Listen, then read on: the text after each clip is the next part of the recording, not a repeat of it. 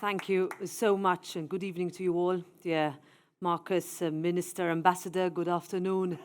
I'm very happy to be here. Thank you to Meta for organizing this event and for your belief in Europe, and also our European industry champions. I wanted to be here today, not only because I just came from opposite, and this is probably the shortest trip I ever had in terms of going to speak outside, but precisely to say that we take this issue very seriously and that we're invested in and that we understand the transformation that is underway.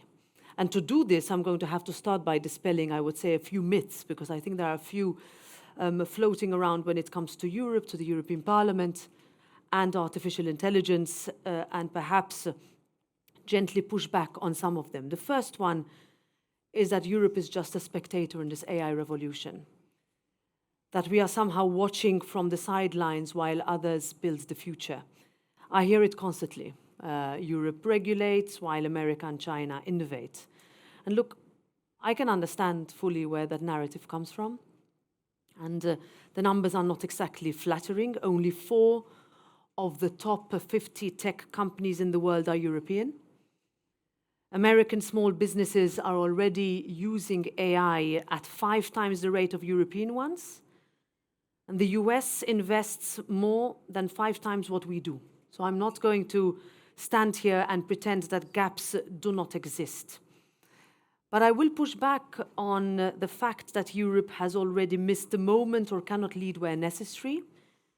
And that's the one where the European Parliament finds majorities in. I'll avoid talking about Meta's investments in Europe, but I will say something, that this year, what I think deserves more attention than it has received is the fact that Yann LeCun, one of the godfathers of modern AI, a Turing Award winner, a man who could work anywhere in the world, chose Paris to launch his new AMI labs, raising over €1 billion in Europe's largest ever seed round.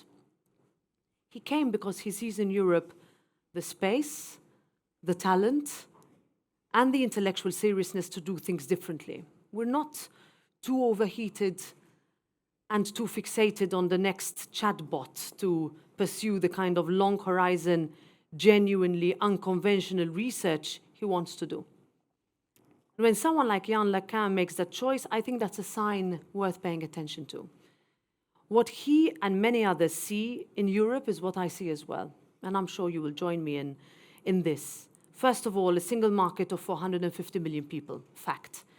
More AI professionals per capita than anywhere else. Some of the best universities and research centers in the world. Global leadership in aerospace, in chemicals, advanced manufacturing. Companies like SAP in Germany and Mistral in France, operating right at the technological frontier. So my point is, the foundations are there. The question is whether we build on them.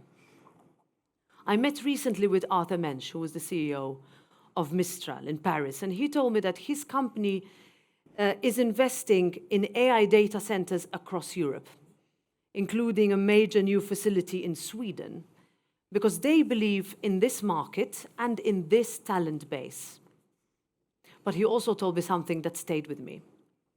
European AI companies are essentially playing the game with a different set of rules to their American and Chinese counterparts.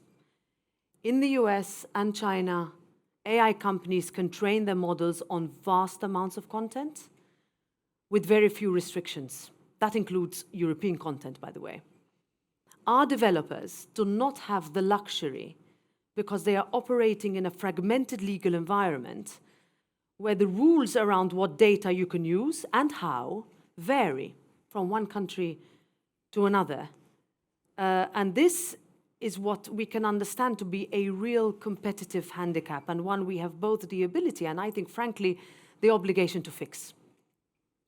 The second myth I want to dispel is that this Parliament doesn't get it, that we are simply reacting to the world around us rather than shaping it. And I will push back, and I will push back strongly on that.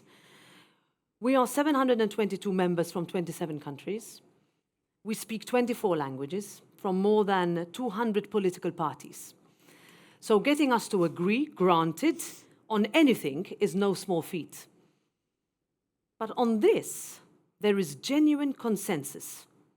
We share the conviction across the political spectrum that AI, first of all, is a moment that Europe cannot afford to miss, that the potential is colossal, perhaps the most transformative shift since the Industrial Revolution, and in fact, some would say even greater. Generative AI alone could add somewhere between 2 and 4 trillion euros to the global economy every single year, which is roughly the entire economy of France, every year. And we understand that Europe must be a shaping force in that story, not a recipient of decisions that are made elsewhere. So this is a parliament that has understood the stakes. And we are not just saying so, we are acting on it. And now I will say what we mean by acting on it. 3 things, and I'll take them one by one quickly. First of all, investment and infrastructure. So the decision to mobilize 200 billion euros for Europe's AI industry is a necessary and welcome step. It's not enough, granted, but it's a good step. We are building data centers, AI factories, fiber across the continent, later than some others. But yes, but we are building. We're also pushing hard for much faster and more streamlined permitting across all 27 member states, because navigating 27 different regulatory environments is slowing us down in a way that are simply no longer sustainable. And this is why proposals like the 28th regime, which is now on the table, are exactly the kind of thinking, even bold, that we need more of. Energy is the one area where we need to move faster and be more honest with ourselves. So AI needs energy and lots of it, and demand is only going in one direction. So Europe is investing in renewables, in modernizing our grids, in building the infrastructure this transition demands, and that is right and necessary. But the pace is not matching the ambition. And we need to say that plainly, because if our data centers can't get the power they need, if our AI factories are waiting years for grid connections, then everything else we are building risks running into a wall. And that is a problem which is entirely of our own making. Second, capital. Right now, European households hold trillions of euros in bank deposits. But that money is not reaching the innovators who need it. So over the past decade, there has been a shortfall of around 375 billion euros in scale-up capital, and that gap is what pushes promising companies to frankly move where the money is. So this is why building a genuine savings and investments union is probably the most important thing that Europe can do this year, because European savings should be frankly building European futures. Third, simplification. Marcus, you mentioned this. I'll ignore the adjectives you use, but last week I met with MEDEF, BDI and Confindustria. So these are the 3 main industry federations in France, Germany and Italy. I would say that every week I meet with businesses large and small. I will be in Stockholm this Friday, and the message is always the same. Please do not make it harder for us to operate, to invest, to take risks, to try things, sometimes fail and get back up again. The one message they tell us all: please make our lives simpler and more predictable. And the same is true for many of the US businesses operating here.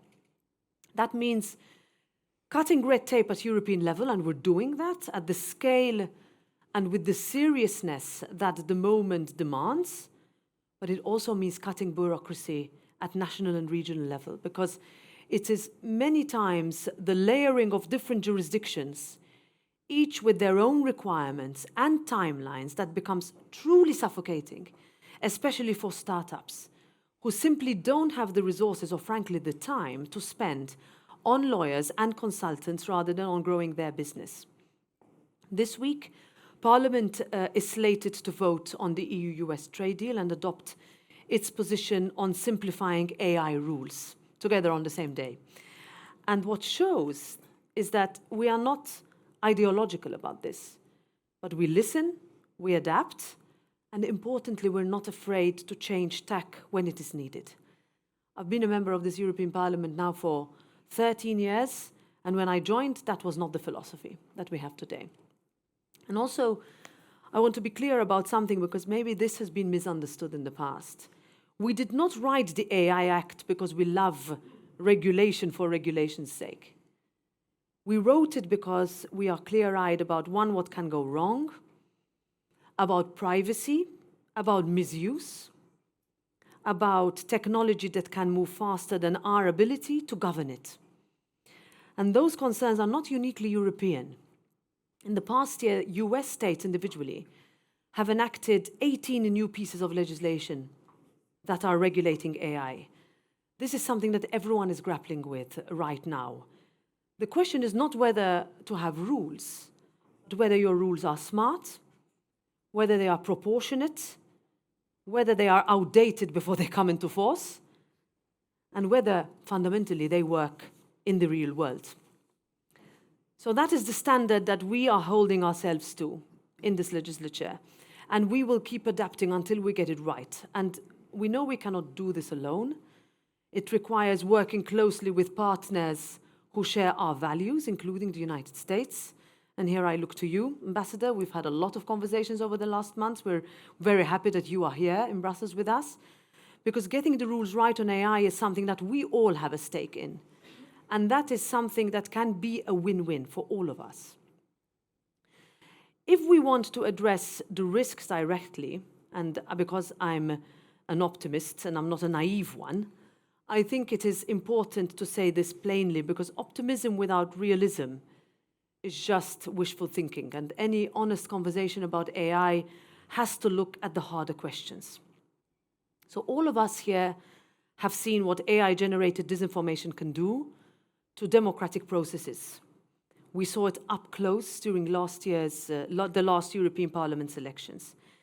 We've already seen speeches and videos delivered in the voices and faces of leaders that are entirely artificial and almost indistinguishable from the real thing.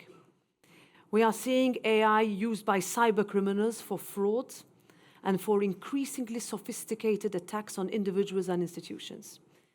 We are seeing it used by authoritarian governments for mass surveillance. And on the battlefield, as we are witnessing in Ukraine, autonomous systems are reshaping the character of conflict in ways that demand a really serious European response. As our adversaries deploy more autonomous systems, Europe must invest in these capabilities too, as a condition, frankly, for our security and mostly for our freedom. And this is where we get to what this transformation means for people. As in every previous wave of industrial change, AI will create new occupations in data, in model development, in human AI coordination, in governance, in health and safety. That transition will not manage itself. What it does mean for a worker whose role is changing, who is worried about their livelihood, who does not know whether the skills they have built over career still have a place in the economy that is coming. Ultimately, these are questions that determine whether people embrace this technology or fear it, whether they see it as something done with them or to them. We are investing in reskilling, but we need to think more urgently about education, about preparing our children, not just for the jobs that exist today, but the ones that will exist in 10 or even 20 years, and about the distinctly human qualities, creativity, ethical reasoning, emotional intelligence that will become more valuable, not less, as AI takes on more technical tasks. We need to be ready for the clash between democratic and autocratic AI. All of this to say that we need to be open-eyed, but we should not be afraid. And these are two very different things. I'll quote Gustav Mahler when he said that tradition is not the worship of ashes, but the preservation of fire.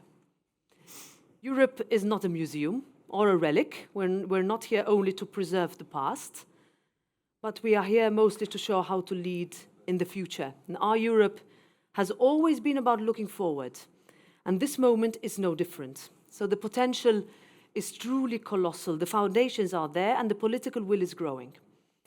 What we need now, you mentioned it, is the self-confidence that we need to have to take the risks that this moment demands.